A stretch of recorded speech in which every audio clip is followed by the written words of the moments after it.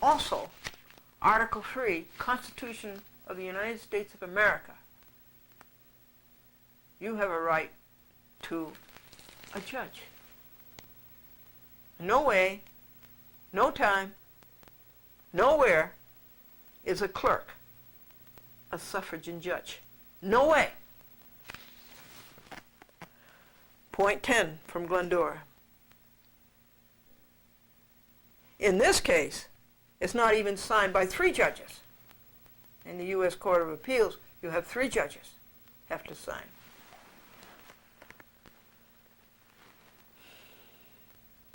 You tell Glendora to see FRAP 34A2.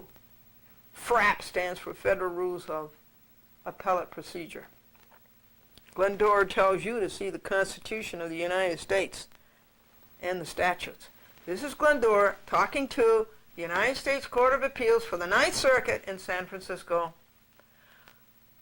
to petition for rehearing of her case, Glendora versus Maurice Cunningham, Charles Dolan, Cablevision, et al. Point 12, Glendora. Cases are not law. In the United States of America, judges do not make the law. That's why we have Congress. Congress makes the law. That's why we have 3 chambers, tricameral. 13-point Glendora makes to the United States Court of Appeals for the Ninth Circuit in San Francisco on Glendora versus Cunningham. Frivolous. This is a frivolous paper you have written. You have spit out a frivolous paper. It is no wonder you do not want anybody to see it. Read on TV. Glendora is reading this on TV. Voila. On 34 TV stations. People have to know the state of the Ninth Circuit.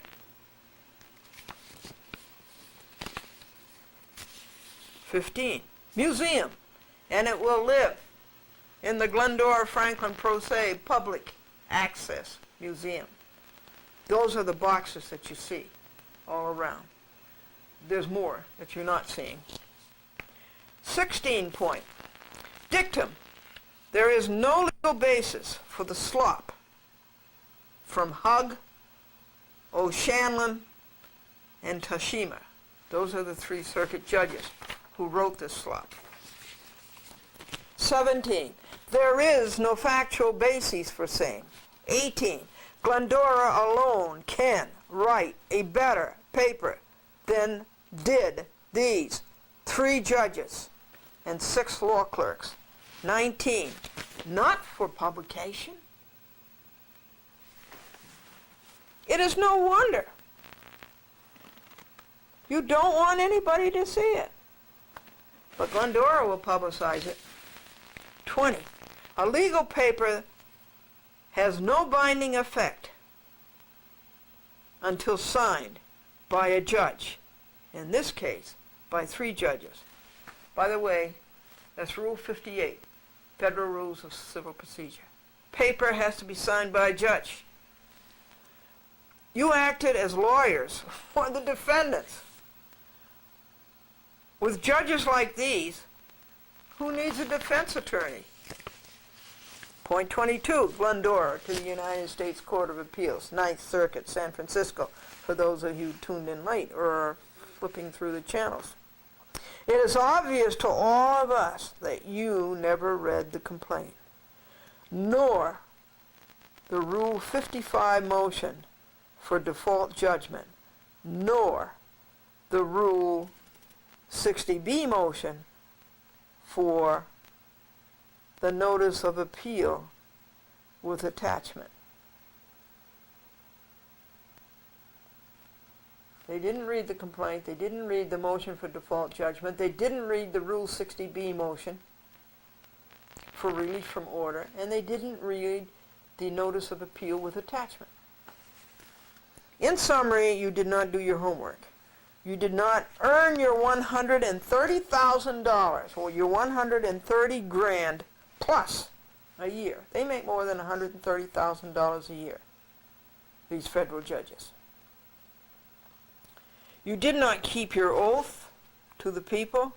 Your apostasy chills the spines of real Americans.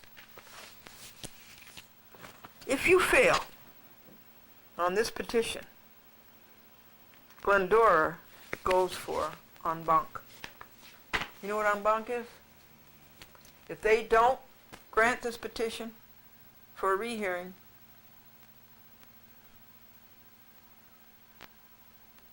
then I'm going to ask the whole circuit, that's 50 judges, this is only going to 3 judges, then I will ask for rehearing en banc, meaning I have to make 50 copies of this. 24, you did not serve all parties. They served me, that's it. They did not serve one appellee. They served the appellant, but not one appellee. 25. Glendora always wins in the end. Read the litany infra.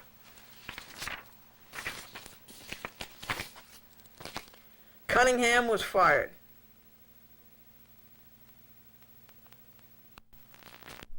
April 16th, 4 days before your sick memorandum.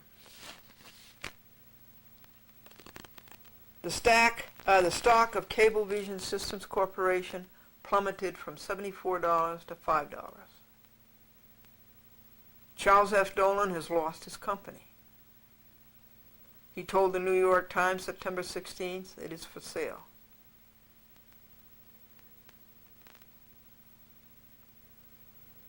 His deficit is $600 million. Defendant John P. de Blasio has been publicly censured by the New York State Commission on Judicial Conduct. And herein I enclose the 6 pages of public censure of John P. de Blasio, so-called Justice of the Supreme Court, County of Westchester, State of New York. You see, folks, because the court's so rotten, you don't win in court, but you always win in the end. There's just something about suing these people that makes things come out right. Even though the courts are no good, things come out right. Over and over and over again. Barry Schwersky was declared an agent of Cablevision by the United States District Court, Delaware. In the public interest, Schwersky had a duty to the public to expose de Blasio's misconduct. He knew de Blasio was going to Connecticut School of Broadcasting and taking courses and being a broadcast host instead of being in the courtroom helping people get justice. Schwersky knew that. He had a civic duty to report that. Charles A. Former, he's the jester, the court jester for Charles Dolan.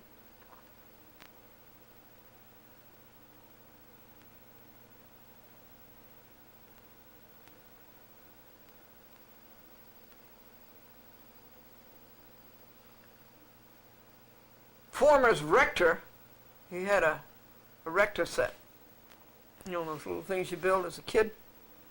And he had this tower of law breaking, limiting and prohibiting public access, violent violations of shareholders' rights. Inter alia, his whole erector set fell over because Cablevision has no money to implement it anymore, and no people. Dolan fired 800 people in Long Island and 1,400 people in Westchester.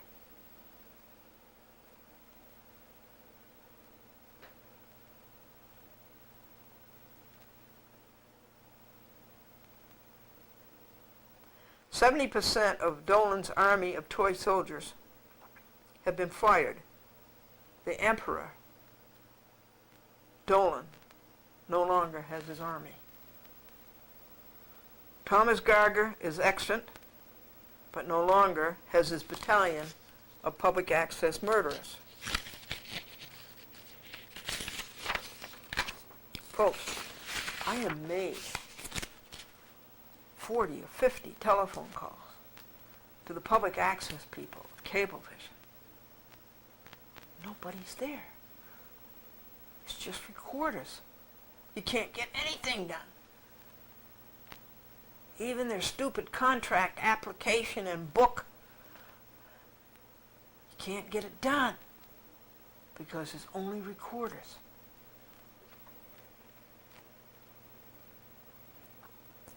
So Thomas Gardner's public access murderers who were there to limit and prohibit, to violate Title 47 U.S. Code Section 521 et sequitur, the Cable Television Policy Act of 1984, Title 9 New York Code Rules and Regulations Section 595.4, and New York State Public Service Law Section 229, all of those people they had out there to deliberately, willfully, and knowingly violate our public access rights have been canned. They should be fined and jailed. These are all things Federal Court of Appeals, San Francisco,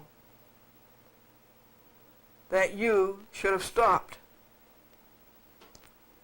But you did not do your job. Robert M. Callaghan, Dolan's Liar for Hire, and Park Avenue law firm Satterley made fools of themselves in Rye City Court, Westchester County, State of New York, distorting Glendora small claims case. In small claims, the only thing that you're required to do is give substantial justice. Anyway, by distorting Glendora small claims case into a monster big enough for the United States Supreme Court, they had the wrong law, the New York State District Court Act. Rye Court is not a district court. There's a district court in Nassau and a district court in Suffolk, but I don't think there's a district court, state district court I'm talking about, anywhere else in the Empire State. Rye is a city court, not a district court. They were unable to defend themselves against Glendora's cross motion to deny dismissal and to sanction. Simultaneously, Dolan ran out of money, cut back thousands, and put the company up for sale. Glendora's gravamen was that Dolan Cablevision did not return her videotapes from a chat with Glendora and wasted the postage that Glendora sent him to return them. And I asked for $3,000. Amy Galumbo quit. The New York State Commission on Judicial Conduct et al. Exonerated themselves by censuring publicly de Blasi, pages 13 to 18 herein, which I just showed you. Glendora sued them for not protecting the public from de Blasi. The New York State Commission on Judicial Conduct has a duty to protect you from an ogre like John P. de Blasi. So I sued the New York State Commission on Judicial Conduct for not protecting you against de Blasi. The job will be consummated as soon as de Blasi is debenched, in conformance with Glendora's picketing sign for 2 years, back and forth, in front of the Westchester County Courthouse. My picket sign said, "Dump de Blasi. Dump de Blasi." It's interesting one day that de Blasi called the Westchester County Police to go tell Glendora that she couldn't picket. Glendora said, "I am on the sidewalk of the city of White Plains. You have no jurisdiction over me. And besides, I have a permit from the city of White Plains to picket." In a bluster, they stormed off, never to return.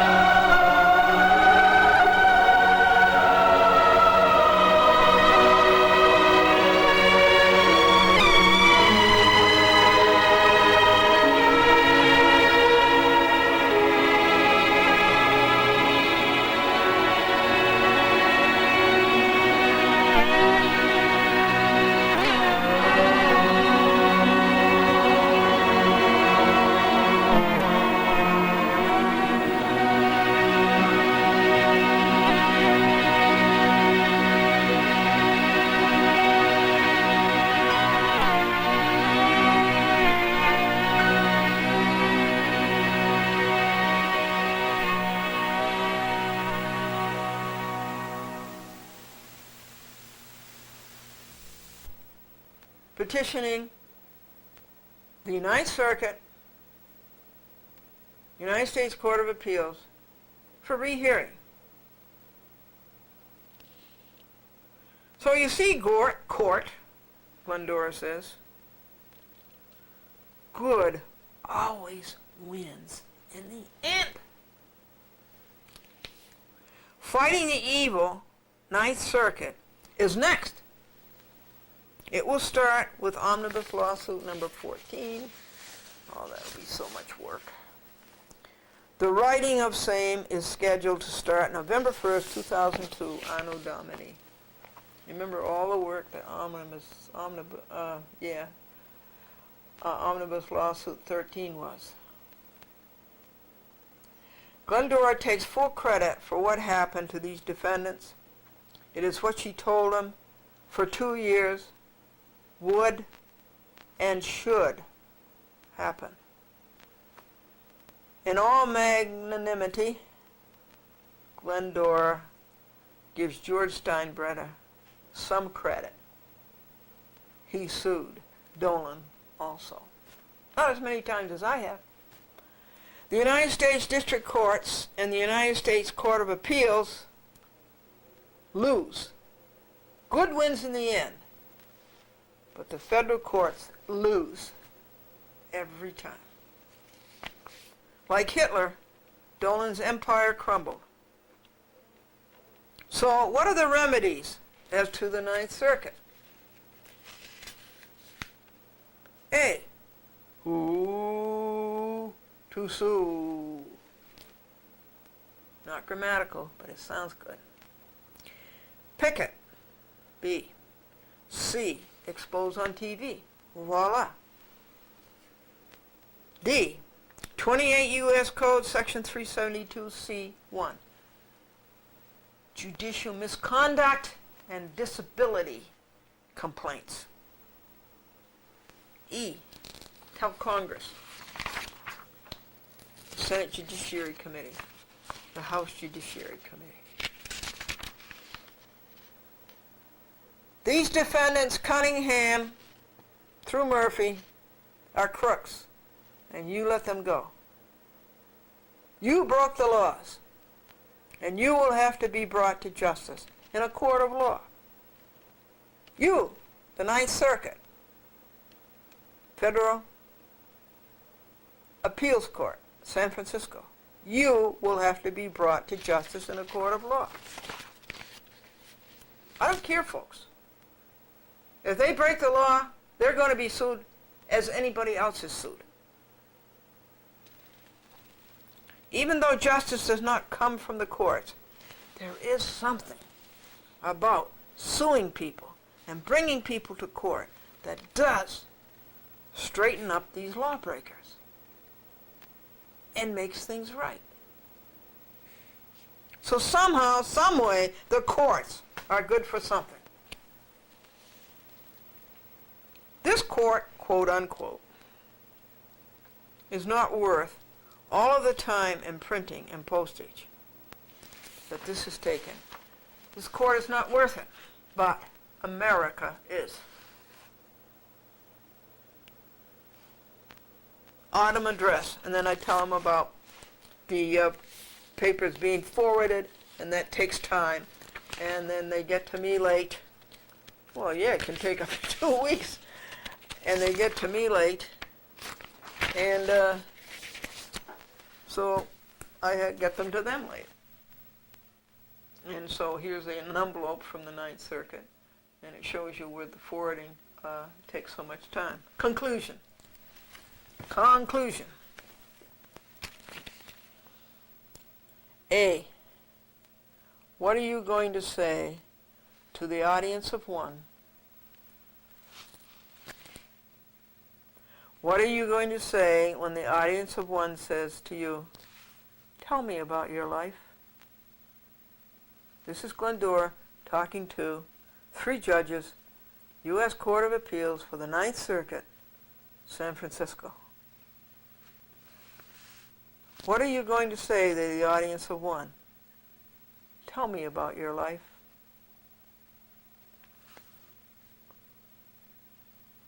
You're going to say, I cheated the United States of America.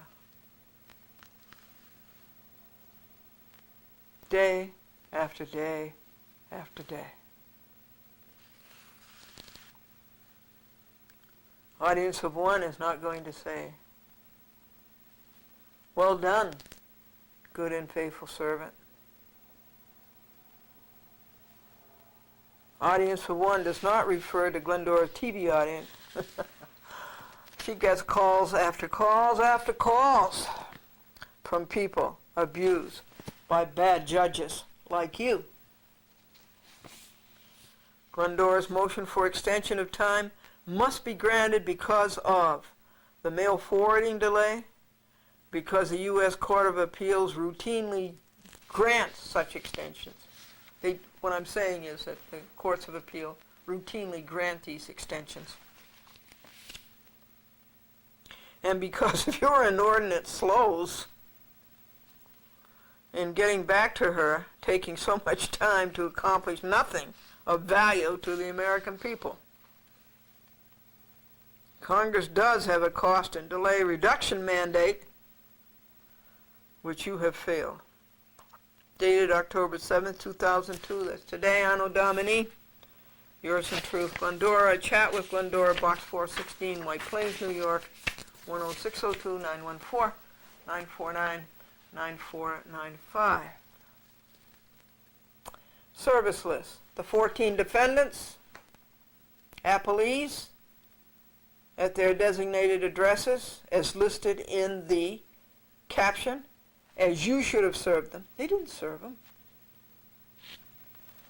Cunningham is fired. She lives in Connecticut, so you have to use her last known business address. 47 Purdy Street, Harrison, New York, 10528. The rinky-dink hole. So that's 14. This is the service list. 15 is you, Glendora's TV audience. 16 is the Center for Judicial Accountability, Incorporated. The original goes to the clerk, Kathy Catterson, whom I've also sued. Copies 18, 19, and 20 go to Hug. That's the name of the judge, Hug. Hug on Hug. O'Scanlan, that's a pretty name. And Tashima, those are the names of the three judges. Copy 21 goes to Meekham, so-called administrator of U.S. courts. Oh. Copy 22 goes to Senator Leahy, Senate Judiciary Committee. Next one goes to the House Judiciary Committee. Next one goes to a matter of justice. And the last one goes to George McDermott. It's 25 sets. It's Opus 897, a great work. It took 8 3/4 hours.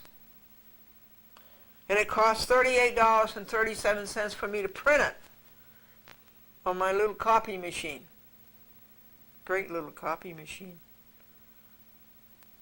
And under penalty of perjury, Glendora declares that she served each of the above, excepting herself and you and the Center for Judicial Accountability, her petition and motion herein of 30 pages. Service was by the United States First Class Mail on October 7th, 2000, Anno Domini, Glendora. And this dated October 7th. And I made it. The mail truck was late, so I made it. The noon whistle goes off. The noon fire whistle goes off. And Franklin and I had it done by 12:20. And the mail truck was late, but it got out. You know what it cost to mail each one of those? $1.06. Okay, now this is very, very good. Look at this. It says, I, United States Court of Appeals, Circuit Judge for the Ninth Circuit, blank, blank, blank. It's going to be Hug, O'Scanlan, or Tamisha. Okay? Declare under penalty of perjury that I have read Glendora's petition, motion of October 7th, 2002. From page 1 to page 30. I understand it, I am fully aware of the facts and circumstances. My input into this disposition, into the disposition of this action, is my own, entirely my own. And I was not influenced by any law clerk. And my decision is blank, blank, blank. Dated October blank 2002, yours in truth, United States Circuit Judge. That's going to make them, well, you tell me what it's going to make them. Because we know they don't read the papers. We know they don't make the decisions. And this is demanding our right, Article 3, Constitution of the United States, for a district judge or a federal judge. Isn't it dismal? And we send Bob Hope with it.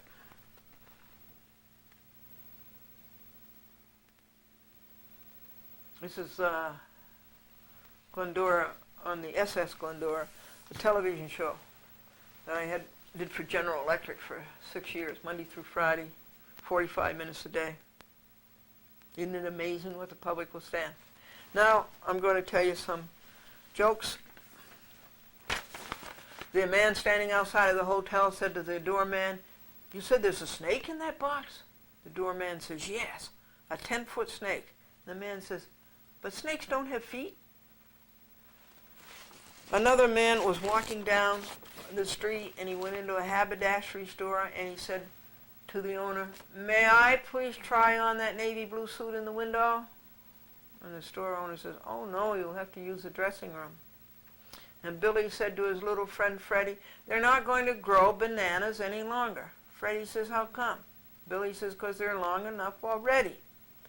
And Bob said to Harry, "You remind me of Dan Smith." And Harry says, "I'm not a thing like Dan Smith." And Bob says, "Oh, yes, you are. You both owe me $10. Mother and Dad are driving along in the car, and they say, "How do you suppose we got that flat tire? What caused it?" And the little boy in the back seat said, "The fork in the road."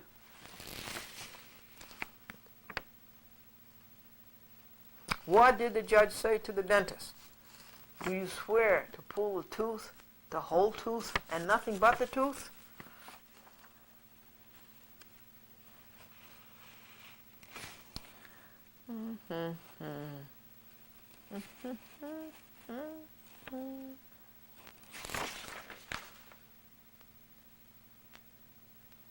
Bill said to Owen, "You see that man across the street?" Owen says, "Yeah." Bill says, "I owe more to that man than I do to anybody in my whole life."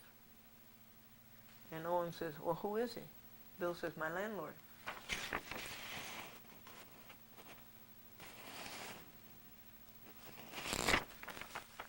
Dwayne told Betty, "I've taken up art. I've taken up painting professionally." And she says, "Have you sold anything?" He said, "Yes, my car, my TV set, my gold watch."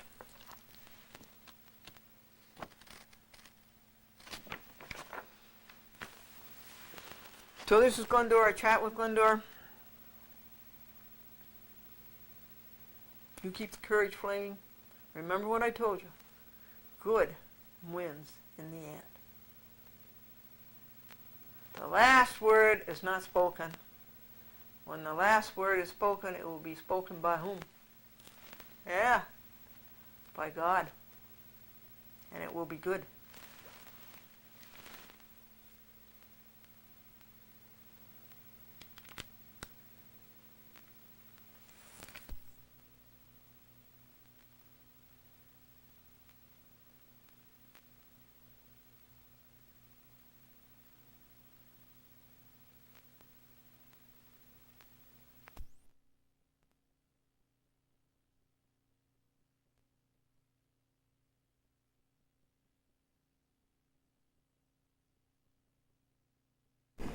Van Gels.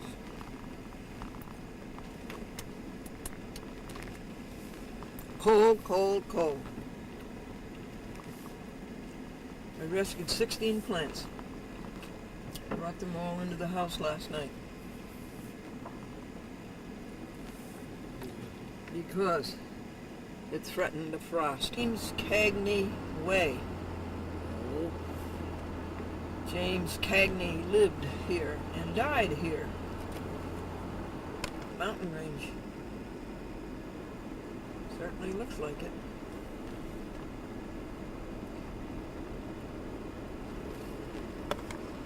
The one that goes down by Walmart to the Twin Mountains.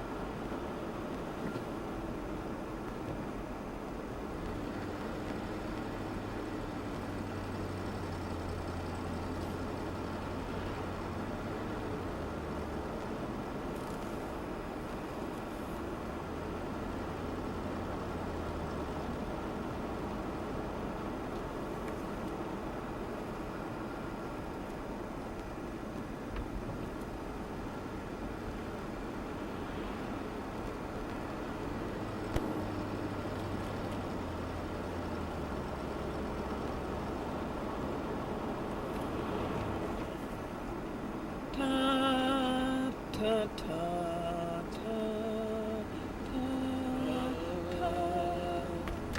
Connecticut welcomes you.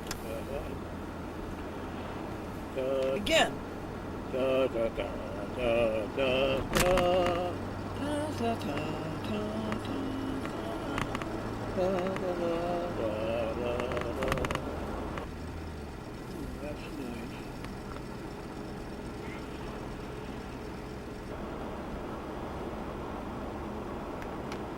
Route 4, Connecticut. Sharon to Goshen.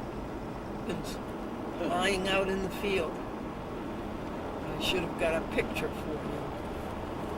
And also we passed a structure, like a shack, and the roof was all deteriorating. There were shingles askew, holes. It just shows you what happens with time if nobody keeps it up. We just went over a big mountain going down the other side.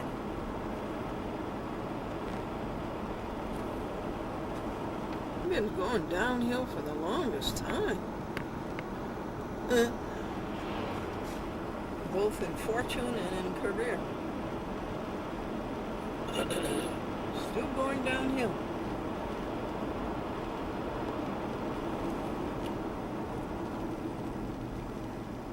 Goshen, Route 4, Route 7, north and south. That's the famous one that goes to Norwalk and to Danbury, Route 7. That road goes to Danbury? Well, that goes to Danbury. That goes to Norwalk.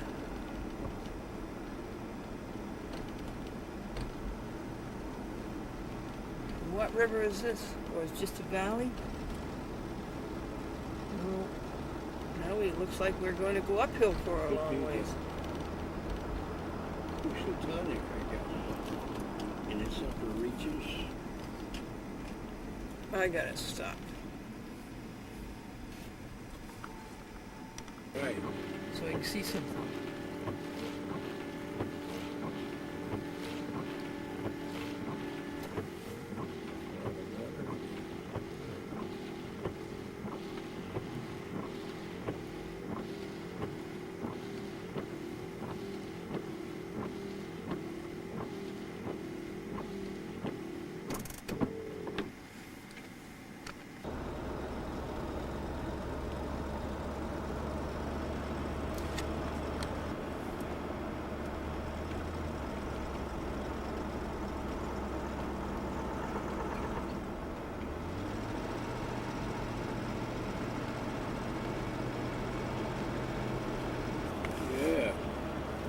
Quite a difference between New York and New England.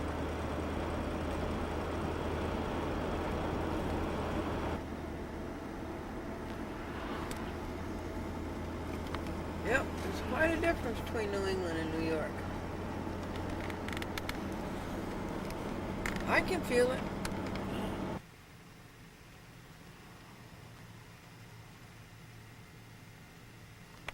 This is Goshen, Connecticut.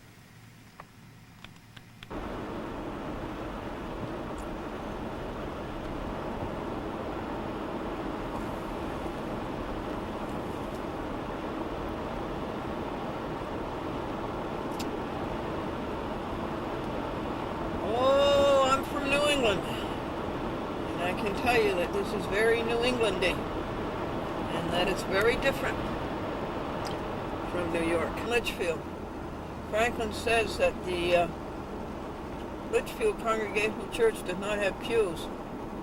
It has boxes or stalls. And a family has a stall. And a couple of times when Franklin came to the Buell reunion in Litchfield, his uncle Seth, who was a minister, preached.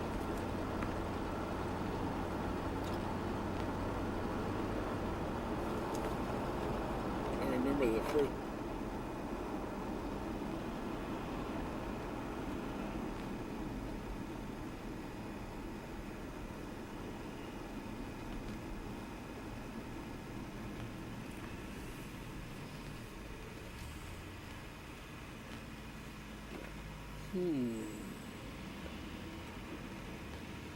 Route 63, Route 118, Route 202. Cable station is on the road, on Torrington Road, or Yeah. That would be Route 202. I think there might be.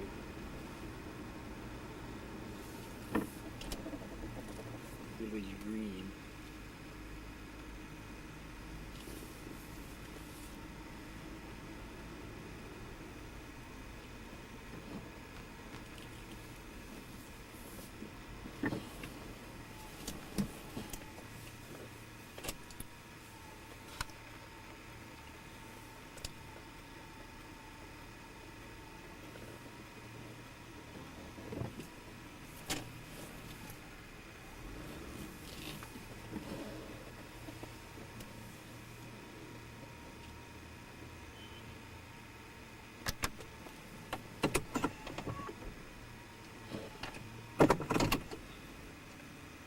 We got off the wrong route though.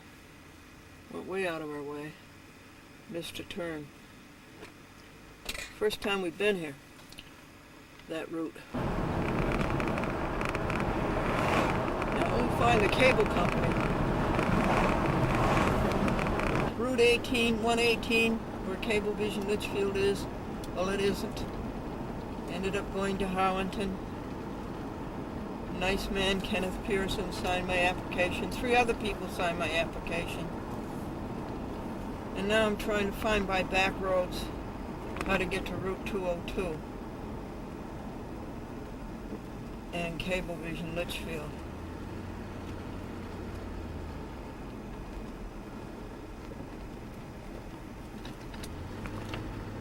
I met interesting people.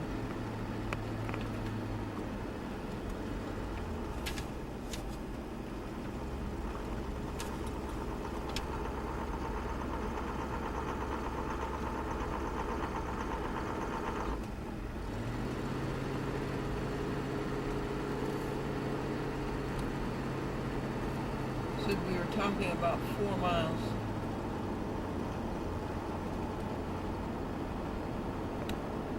So what should I have done in Litchfield? Turn to the right there where I said. Well, that was considerably outside of Litchfield. Oh, Route 118 and 16.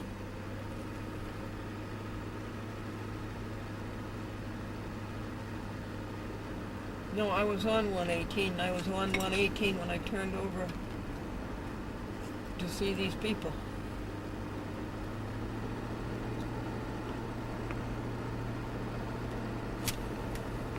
Now, you know the stories I told you about a woman who had a house, and the roof leaked and she ended up losing the house. Right here at Cablevision.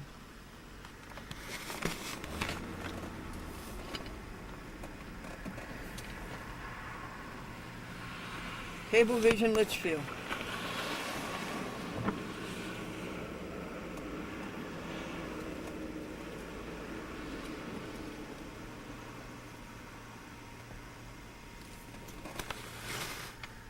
A dish. I guess we'll go way in and park. Helpful. Mr. Robert Joyce wasn't there. I handed in 5 signed applications. 5 applications. I handed in the videotape. And it's Cablevision Litchfield.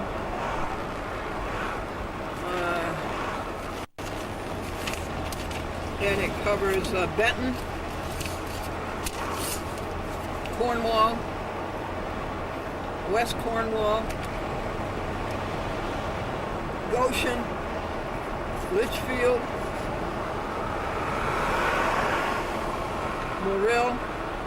Morris, Oakdale, Thomaston, Torrington, Watertown, Warren, and Cornwall Bridge.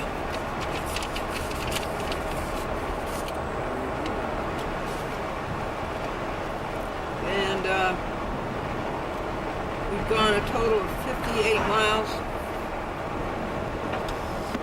We're now headed back to Litchfield.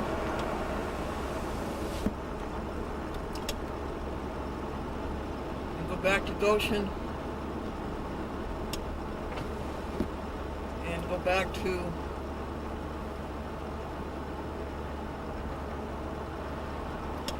Sharon, I guess.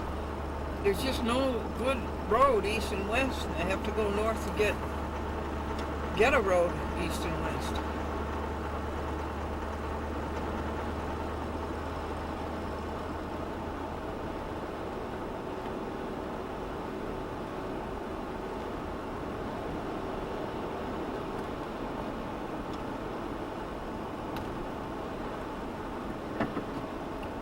And then eventually pick up Route 44 and get to the Taconic and go to Hopewell and go to the post office. Such is the life and challenges of a public access producer who's a volunteer and doesn't get paid any money. Interesting. Is that part of the Taconic Range?